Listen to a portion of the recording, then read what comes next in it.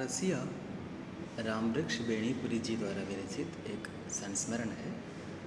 संस्मरण में स्मृति के आधार पर किसी चरित्र को हमारे सामने यानी पाठकों के सामने जीवंत रूप में प्रस्तुत किया जाता है।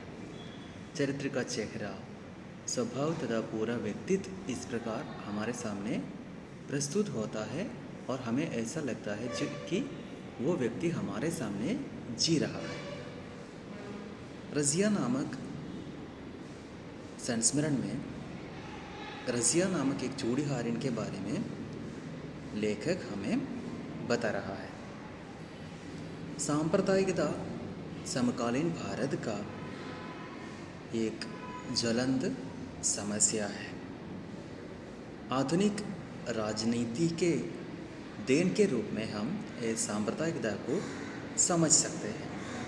परंपरागत भारतीय समाज में सांप्रदायिकता का समस्या उतना ज्वलंत नहीं था, लेकिन आज वो अत्यंत ज्वलंत समस्या के रूप में रूप बदल दिया है।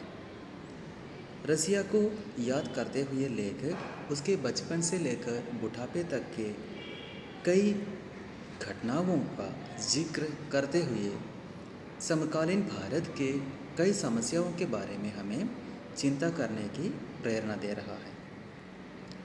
रसिया अपनी मां के साथ चूड़ी बेचने के लिए लेखक के घर में आया करती थी।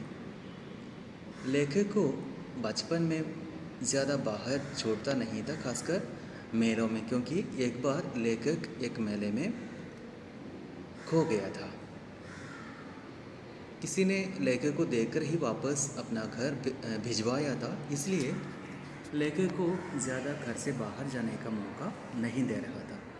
इसलिए घर में जो बच्चे आ रहे हैं उससे थोड़ा लगाव होना स्वाभाविक बात है।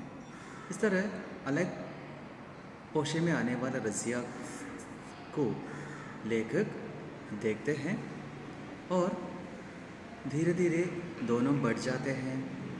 दोनों को अपने अपने रुचि के अनुसार ही काम करने का मौका मिलता है। लेखक पढ़ने के क्षेत्र में और रज़िया चूड़ी बेचने के क्षेत्र में माहिर हो जाते हैं।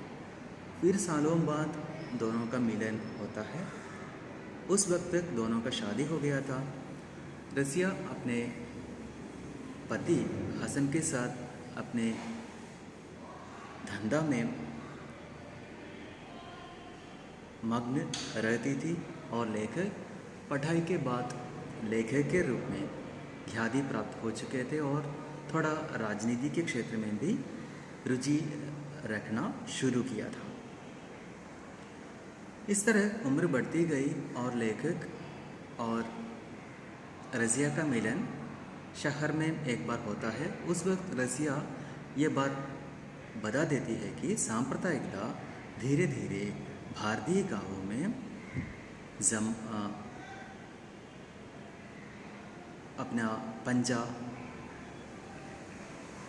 रख चुका है। एक खुशी की बात लेखक को रज़िया ये बताती है कि उसके गांव में उतना ज़्यादा समस्या नहीं है। फिर कई सालों बाद लेखक चुनाव लड़ते वक्त रज़िया के गांव में आ जाता है। उस वक्त अंतिम बार लेखक और रज़िया का मिलन होता है। रज़िया बीमार बूटी घाट पर पकड़ चुकी है, फिर भी मुलाकात होती है। वही आत्मीयता, वही निश्चलता दोनों के मिलन में होता है। लेखक ने बेहद भाव विभोर कर देने वाला चित्र, रज़िया का चित्र हमारे सामने प्रस्तुत किया है। इसमें भारतीय गांवों का चित्र अच्छे ढंग से किया है। आर्थिक रूप से स्वायत्त भारतीय गांव आज बहुत बदल चुका है। इसके कारण भारतीय गांवों की आर्थिक स्थिति भी बदल चुके हैं और भारत का भी। पहले जो घरेलू धंधा थे वो आज उतने हद तक चलाने में ग्रामीण लोगों को समस्याएं हो रही हैं। ये उनकी आर्थिक दशा पर आघात डाल रहा है। ये चिंतनीय बात है। दूसरा है सांप्रदायिकता। सांप्रदायिकता के कारण लोगों में अलगाव हो रहा है। ये अलगाव देश के हितकर नहीं हो रहा है। इस तरह कई समस्याओं के बारे में रज़िया में चित्रित किया है। ये